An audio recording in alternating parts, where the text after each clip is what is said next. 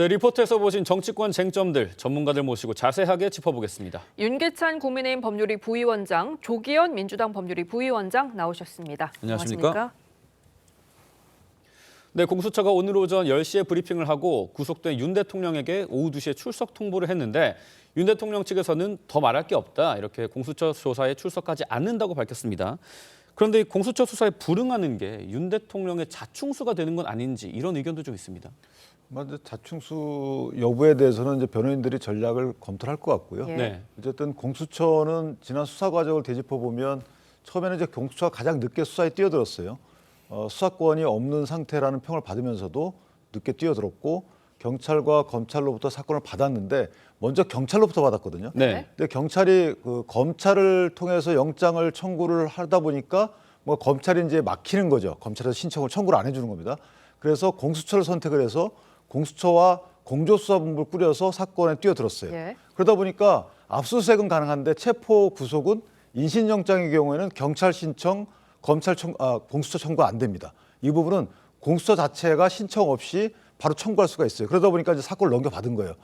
여기서 어떤 문제가 생기냐면 넘겨받은 사건이 일부가 된 거죠. 대통령과 몇 사람뿐이 안 됩니다. 그러니까 검찰에서도 자체 수사가 진행이 되고 경찰도 자체 수사가 진행이 되고 공수처는 일부만 넘겨받은 상태에서 대기하고 있었고 이러다가 대통령에 대한 이제 영장이 나오고 나서 조사를 하려다 보니까 조사 관련 자료들이 미비할 수밖에 없는 거죠. 그러니까 대통령 입장에서 보면 공수처 나가서 조사를 받는 것이 불리하다고 평가했을 수도 있어요. 네. 오히려 또 검찰 가면 또 조사가 이루어질 텐데 검찰에서 신문 내용 자체가 좀 더 중첩적이고 복잡하고 많은 자료를 토대로 꾸려낸 신문 사항일 수가 있기 때문에 공수처 대신 검찰 가서 조사받는 게 낫다, 이렇게 판단했을 가능성도 있습니다. 예, 그런데 윤 대통령이 이렇게 조사를 계속 거부를 하면 강제 구인될 가능성도 나오고 있거든요. 예, 소환 요구에 불응하면 방식은 강제 구인을 통해서 수사를 하거나 아니면 지난 박근혜 대통령 사례처럼 구치소를 방문해서 하는 방문 조사의 방법이 있습니다. 그런데 공수처가 오늘 입장을 냈는데 두 가지에 대해서 아직 검토 중인 걸로 알려 있습니다. 네. 오늘 윤석열 대통령이 출석하지 않겠다는 입장을 밝히면 강제 구인까지는 안 할 것 같고 방문 조사 여부를 검토는 할 텐데 뭐 일관되게 계속 공수처의 수사를 응하지 않겠다는 입장을 밝히고 있는 상황이라고 하면 굳이 그래 무리한 조사 시도가 의미가 없기 때문에 공수처가 좀 고심은 하게 될 것 같습니다. 예. 결국 뭐 강제 구인이든 아니면 방문 조사든 대면한다고 해도 아무런 진술을 하지 않을 가능성이 매우 높기 때문에 이 조사에 실익이 없다고 보면 아마 공수처는 이후에 어떤 방식으로 수사를 매듭짓고 어느 시점에서 검찰에 이첩할지에 대해 여러 가지 좀 고심을 하고 있을 것으로 보입니다. 근데 사실은 네. 좀 이례적인 것이 통상 10일 내지 20일 동안의 수사기관에서 구속수사를 이어간다는 그 기간 내 행위는 통상 관련자들도 조사해요. 그러니까 피신 조서만 받기 위해서 구속영장을 받아내는 건 아니거든요. 예. 그렇다면 다른 조사도 이어가야 되는데 공수처는 그런 모습들이 언론에 나오질 않고 있단 말이죠. 네. 오로지 대통령 피의자 신문 조사만 하고 있는 거예요. 이것도 상당히 이례적인 거죠. 예. 그럼 이제 기소 여부에 대한 좀 쟁점으로 넘어가서 기소 시기는 어떻게 전망을 하고 그다음에 적시된 이 내란 우두머리 혐의가 인정될 경우에 선고 결과는 좀 어떻게 될 거라고 보십니까? 뭐 기소 시점은 일단 구속 수사의 경우에 기한이 정해져 있기 때문에 네. 2월 5일 이전까지는 검찰이 이첩돼서 검찰이 공소 제기를 해야 됩니다. 네. 그건 수순인 것이고 뭐 당연히 이제 기소가 된다고 하면 지금 뭐 내란죄의 성립 여부에 대해서 다투겠지만 지금 주요 임무 종사자들 재판도 같이 다 고려해 보면 뭐 내란죄 또 그 직권남용죄 등이 다 인정될 가능성이 높죠. 네. 뭐 최저형이 무기 근거입니다. 그러니까 무기징역 이상의 형이 선고될 수밖에 없는 사건입니다. 네, 윤 대통령 구속영장을 발부한 서울 서부지방법원에서는 폭력 사태가 발생했고요.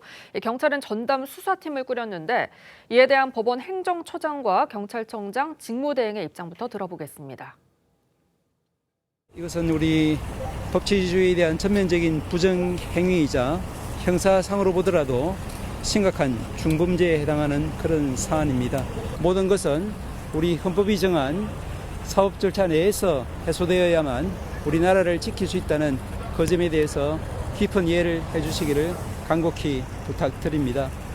이런 사태를 일으킨 사람에 대해서는 구속 수사 등 엄정하게 대처할 계획입니다. 지금 극우 유튜브 에서 상당 부분 지금 선동한 그런 것들이 있는데 그 부분으로도 수사가 확대될 여지가 있나요? 그것도 아마 뭐 충분하게 그 배우나 이런 거에 대해서도 충분히 수사를 할 생각입니다.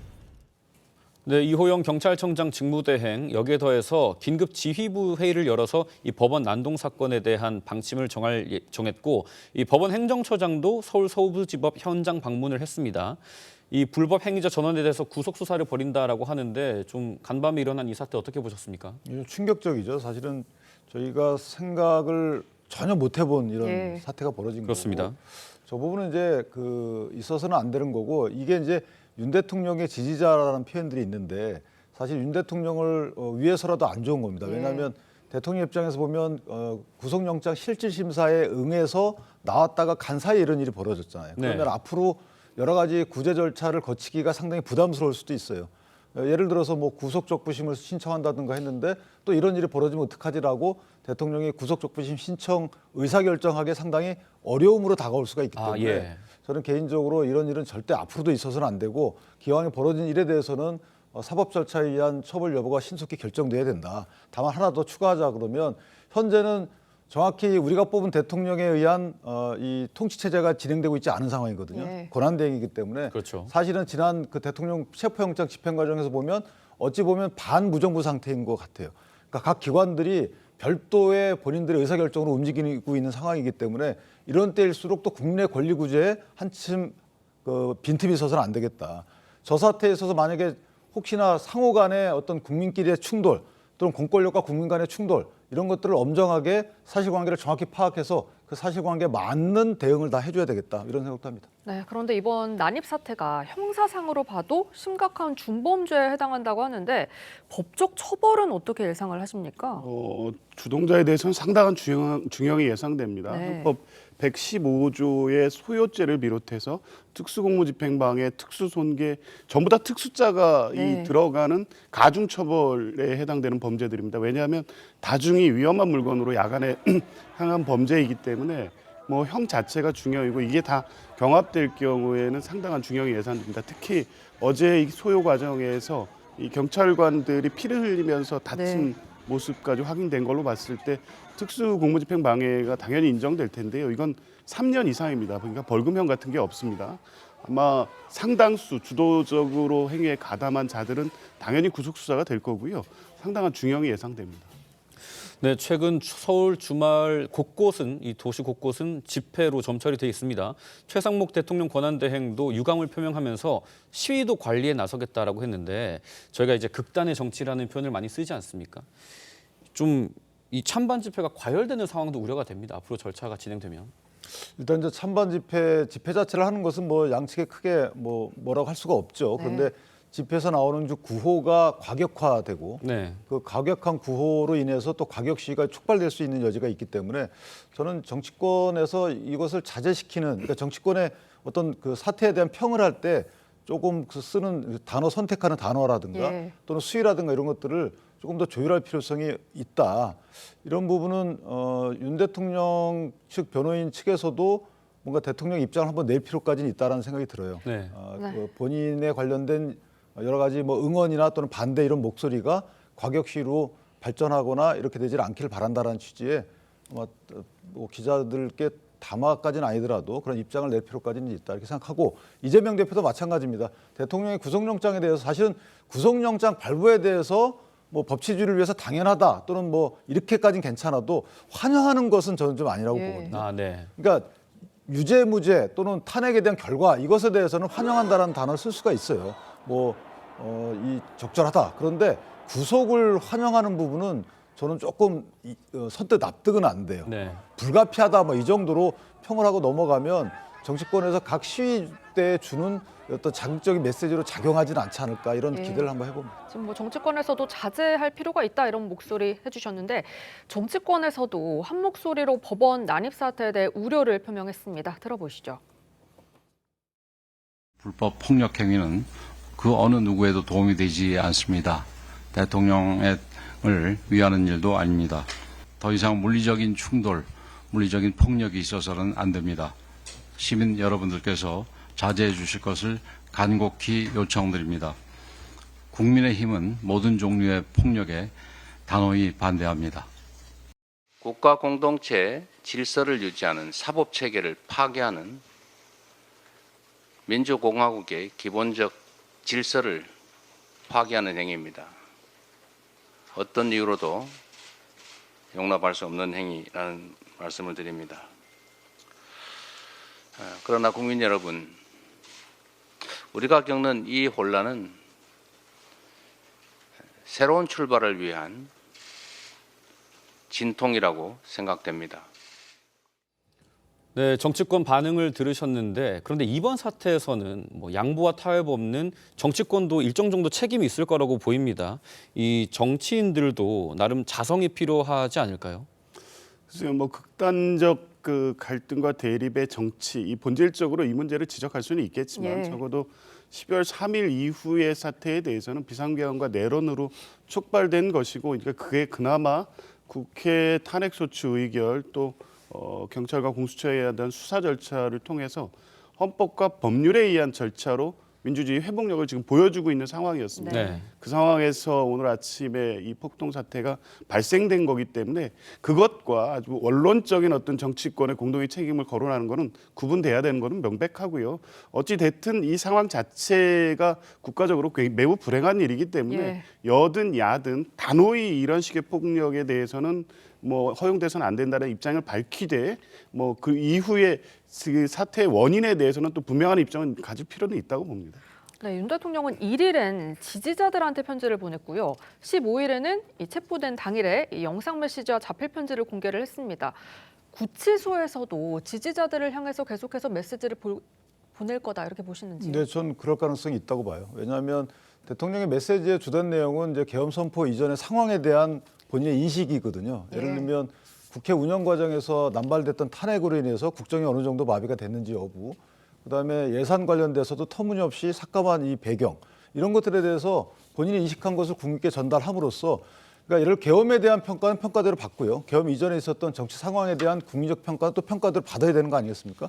그래서 그런 부분에 치중한 메시지는 계속 나올 것으로 보이고, 일각에서는 이제 대통령의 메시지가 혹시 또 뭐 여러 가지 국민을 자극하는 게 아니냐 이런 시각들이 있는데, 사실 그렇게 보는 것은 너무 좀 넘어선 해석입니다. 네. 예전에 이재명 대표께서도 영장 실질 가실 때 이거 국민항쟁이 맨 앞에 서시겠다, 사직성의 각오로 가겠다 이런 식의 메시지를 냈거든요. 그건 그 누구도 저희 폭력적이라고 평가한 적이 없어요. 네. 그러니까 정치인의 메시지이기 때문에 이걸 이번에 한해서 대통령의 저런 메시지로 인해서 폭력이 촉발됐다 이렇게 해석하는 것은 저는 앞뒤가 안 맞다 이렇게 생각합니다. 네, 그렇게 뭐 비약하는 건 좀 잘못된 해석인 것 같습니다. 윤 대통령 변호인단 입장도 좀 짚어볼게요. 오늘 시일야 방송대곡이라는 입장을 내고 법치가 죽고 법 양심이 사라졌다 이런 제목의 입장을 냈습니다. 터무니없는 구속영장이 발부됐다. 구속 적부심을 신청할 방침이다라고 이제 배진환 변호사가 얘기를 했는데 내부에서도 좀 신중하게 입장을 정할 것으로 보입니다. 그런데 시청자들을 위해서 구속 적부심이 뭔지 또 어떤 절차를 겪게 되는지도 좀 설명을 해주시죠. 그러니까 저희가 통상 그 체포적부심 때 한번 겪어봐서 아시겠지만 이미 기존에 있었던 발부된 영장, 그러니까 법원의 판단에 대해서 이 법원의 판단이 잘못됐는지를 또 사후적으로 판단하는 절차라고 쉽게 이해하시면 될 것 같고요. 특히나 이제 구속적부심의 경우는 구속영장 발부 이후에 상황 변화가 있을 때 보통 청구합니다. 네. 뭐 재산범죄의 경우에는 사실은 이제 피의자와 합의를 했다든가 피해자와 이럴 경우에 그 상황 변경을 토대로 해서 구속의 필요성이 없어진 거 아니냐라고 해서 청구를 하는 것인데, 만약에 상황 변화가 없는 경우에는 통상 저희가 피의자 보석을 법원에 활용하는 경우도 있어요. 구속적부심을 신청한 경우에 피의자에게 소정의 어떤 보석금을 내고 재판에 충실히 출석하겠다, 그다음에 수사에 충실히 받겠다라는 것을 담보하는 목적으로 보증금을 내는 거죠. 그러니까 저희가 구속이라는 것은 단죄하는 게 아닙니다. 원래는 구속이 뭐냐면 증거인멸을 하지 마라. 그러니까 증거를 인멸하게 되면 실체 진실이 발견이 안 되잖아요. 그러니까 증거인멸을 막으려고 구속하는 거고, 그다음에 도망가지 마라. 재판과 수사에 충실히 참석해라라고 해서 다음에 절차적 담보를 하기 위해서 구속을 하는 거예요. 네. 따라서 구속 사유 중에 이 증거인멸의 우려가 없거나 도망할 염려가 없으면 구속을 하지 말라. 이게 그래서 이제 구속 사유가 되는 거거든요. 그렇다면 이제 이번 입장은 그런데 비춰보면 다소 이해 못하는 부분도 없잖아 있다. 이런 의견이 그래서 대두되는 겁니다. 네, 윤 대통령 구속에 대한 정치권 입장도 짚어보겠습니다. 국민의힘에서는 이재명 대표와 형평성이 어긋난다. 또 민주당에서는 이재명 대표가 사법 절차에 따르고 있다고 반박을 했는데요. 들어보겠습니다. 사상 초유의 현직 대통령에 대한 구속영장이 발부되었습니다. 대단히 유감스럽습니다. 사법부는 결정적인 순간마다 이재명 민주당 대표에게 면죄부를 주었습니다. 이재명 대표는 제1야당 대표이기 때문에 증거인멸 가능성을 단정할 수 없다며 구속영장을 기각하였는데 직무가 정지되어 사실상 연금 상태에 있는 현직 대통령에 대한 구속영장이 발부된 것에 대해서는 국민들께 어떻게 설명하시겠습니까? 이미 이재명 대표는 그 사법 절차에 따라서 관련된 재판을 진행하고 있습니다. 재판에 넘겨진 것만 해도 5개 아닙니까? 그리고 지금 재판에 출석하기 80일이 넘고요. 시간만 해도 800시간이 넘는 걸 진행을 하고 있습니다. 네, 저희가 뭐 혐의가 다르다는 점은 감안을 해야겠습니다만 윤 대통령과 이재명 대표의 이 사법 절차가 다르게 진행된다. 이 지적에 대해서는 어떻게 답하시겠어요? 글쎄요, 동의하기 어렵습니다. 이 동일선상에서 평가하거나 비교할 수 있는 문제가 아니죠. 내란죄하고 지금 이재명 대표가 받는 혐의 사실을 어떻게 단순 비교할 수 있습니까? 그리고 12.3 이 비상계엄 내란 이후에 촉발된 혼란은 전 국민에게 충격을 넘어서서 실제 구체적으로 경제에 미치는 영향, 민생에 미치는 영향까지 종합적으로 고려하면 중죄로 처벌돼야 됩니다. 당연히 구속될 게 예상이 됐죠. 중요 임무 종사자들도 전원 구속 기소되고 있는 상황 아닙니까? 그런 사건과 이재명 대표의 사건을 동일선상에서 비교할 수는 없다고 보고 지금 뭐 민주당 대변인도 말씀하셨지만 이재명 대표 5개 재판에 대해서 사실상 모두 성실하게 수사에 임했고 재판을 받고 있습니다. 최근에도 이 계속 법원에 출석하고 있습니다. 지금 윤석열 대통령이 보이는 태도와 그 자체로만도 비교가 되는 거 아닙니까? 네, 지금 뭐 윤 대통령 구속이 정치권에 미칠 파장도 주목이 되는데요. 국민의힘 개파 구도, 잠룡들의 움직임 이런 것들은 어떤 영향을 미칠 거라고 보시는지요? 글쎄 뭐 아직까지 이제 잠룡들이 수면 위로 올라와서 움직일 시기는 아닌 것 같고요. 네. 네. 근데 이제 구속되면서부터 탄핵 시기가 빨리 돌아간다라는 것 때문에 아마 이런 그 논의들이 있는 것 같은데 예. 어쨌든 각 그 뜻을 품고 있는 사람들은 대통령과의 관계에 따라서 또는 지난 계엄 해제 요구 이후부터 의사 표현의 내용에 따라서 사실상의 이제 지지층의 변화가 있겠죠. 그럼 본인들이 그 뜻을 계속 이어갈지 입장을 이어갈지 아니면 입장 변화가 있을지 그다음에 야당과의 어떤 그 대응 정도에 따라서 또 보수층에서의 지지도가 달라지거든요. 이런 복잡한 양식이기 때문에 네. 저는 개인적으로 소위 잠룡으로 불리는 분들은 아직까지 구체적인 메시지를 내지 않을 것 같다. 네. 이런 네. 생각을 합니다. 국민의힘은 그런 상황이고 민주당에서도 조기 대선을 염두에 하고 있는데 이재명 대표의 일극 체제가 굳어질지 아니면 다른 잠룡들도 부상할지 민주당 상황도 좀 궁금합니다. 지금 상황에 큰 변화는 없을 것으로 보여지고요. 근데 아직 사실은 민주당 내 자체적으로 대선 국면으로 전제하고 그에 따른 준비를 하는 상황은 아니고 네. 윤석열 대통령 구속영장 발부 시점까지는 12.3 내란 사태로 촉발된 혼란이 수습된 상황이고 이제 사실 탄핵 심판이 진행되는 정도에 따라서는 당연히 조기 대선이 이루어질 가능성이 높아질 것이기 때문에 그런 준비를 하게 되는 상황에서는 여러 가지 변수가 생길 수는 있다고 봅니다. 네, 지금까지 정치권 쟁점 짚어봤습니다. 두 분 말씀 감사합니다.